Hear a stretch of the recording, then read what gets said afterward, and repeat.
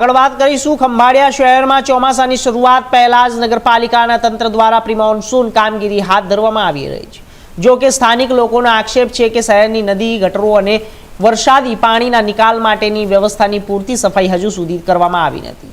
સ્થાનિકોના જણાવ્યા મુજબ અનેક વિસ્તારોમાં ગટરોમાં કચરો, ગંદકી જમા થઈ હોવાથી ભારે વરસાદ દરમિયાન પાણી ભરાવની સ્થિતિ સર્જાઈ શકે છે, જેના કારણે લોકોની હાલની ચિંતા સતાવી રહી છે। અને આ ઉપરાંત શહેરના મુખ્ય માર્ગો, બજારો અને જાહેર સ્થળોએ લગાવવામાં આવેલા મોટા હોર્ડિંગ્સ અને બેનરો પણ જોખમી સાબિત થઈ શકે તેવી ભીતિ વ્યક્ત કરવામાં આવી રહી છે। ચોમાસા દરમિયાન ભારે પવન અને વરસાદની સ્થિતિમાં આવા હોર્ડિંગ્સ ધરાશાયી થવાથી અથવા ઉડીને વાહન ચાલકો અને રાહદારીઓને ઈજા પહોંચાડવાની શક્યતા નકારી શકાય તેમ નથી।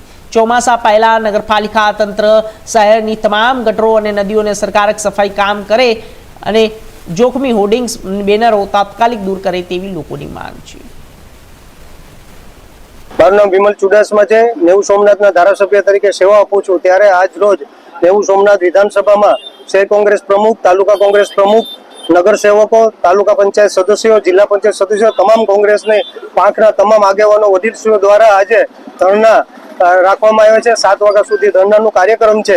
કારણ કે નીટ એક્ઝામ અવારનવાર પેપરો ફૂટે છે, ત્યારે આ એક વાર નહીં, 2 વાર નહીં, પણ 5-5, 7-7 વાર આ પેપર ફૂટ્યા છે અને વિદ્યાર્થીઓ કેટલા મહિના અને વર્ષોથી એની તૈયારી કરતા હોય અને પેપર આપ્યા પછી પેપર ફૂટી જતું હોય અને પછી એમને ક્યારે પરીક્ષા ભરવી, લાંબા સમય ડબલ વાર પેપર ફૂટતા હોય, ડબલ વાર એમને પરીક્ષા ભરવી પડતી હોય, ત્યારે સરકારની જિમ્મેદારી હોય છે। અને સરકારી જિમ્મેદારી હોય ત્યારે એક વાર હોય તો બરાબર છે, પણ અન્ય વાર પેપર ફૂટતા હોય ત્યારે કેન્દ્રીય શિક્ષણ પ્રધાનને રાજીનામું આપવું જોઈએ। આજે પેટ્રોલનો ભાવ વધી રહ્યો છે, વચમાં તો પેટ્રોલ અને ડીઝલ પણ નહોતું મળી રહ્યું। ગેસનો ભાવ એક વાર નહીં પણ 2 વાર વધી રહ્યો છે, અંદાજે 80 રૂપિયા જેટલો વધી ગયો છે।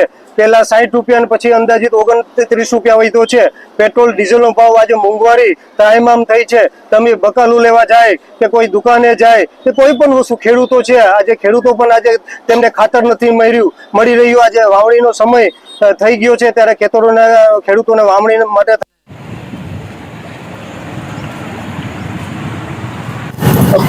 હું રશ્મિ જટાશંકર શુક્લ, જામ ખંભાળિયા પ્રમુખ ગ્રાહક સુરક્ષા મંડળ।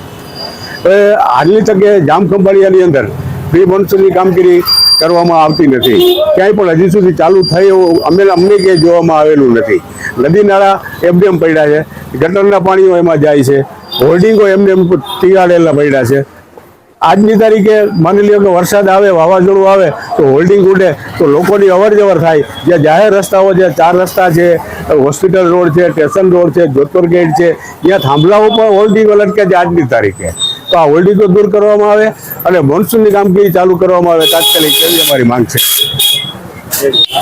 હા, જામ ખંભાળિયાની જે આજુબાજુમાં જે નદી નાળાના વકરાને જે છે એની કોઈ જાતનું ડિઝાસ્ટર મેનેજમેન્ટ કે જે મોન્સૂન કામગીરી છે એમાં હજી કોઈ જાતનો પ્રયાસો ચાલુ થયા નથી।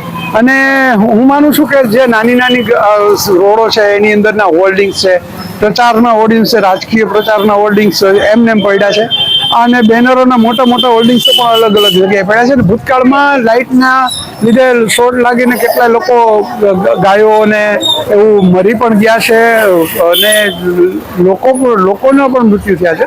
તો આ એક જોવાની વાત છે કે મોન્સૂન કામગીરી સાવ નિષ્ક્રિય છે અને અત્યારે એમાં ખાસ જરૂરી છે કે જેથી કરીને થોડુંક આયોજન થાય તો લોકોના હિતમાં રહીએ।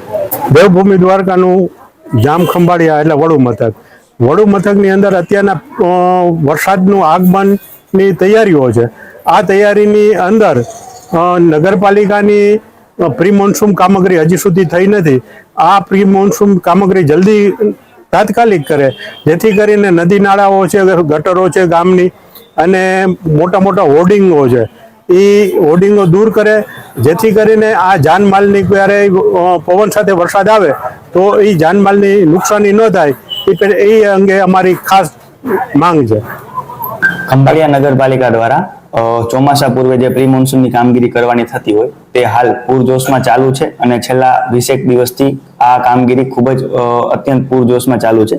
જેમાં આપણે જણાવવાનું કે આપણે શ્રીજી સોસાયટીની થી લઈને બેઠકથી તેલી નદીથી અલગ અલગ વોકડા જે આપણે આવે છે એ બધા સાફ કરેલા છે.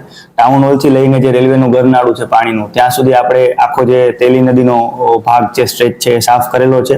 ક્રિસા હોસ્પિટલની પાછળ જે રેલવે પાટા નજીકનો જે આખો વિસ્તાર છે જ્યાં પાણી ભરાવાના પ્રશ્નો રહેતા હોય તે પણ આપણે રેલવેને સાથે રાખી અને પાટાની નજીકનો ભાગ આપણે સાફ કરેલો છે.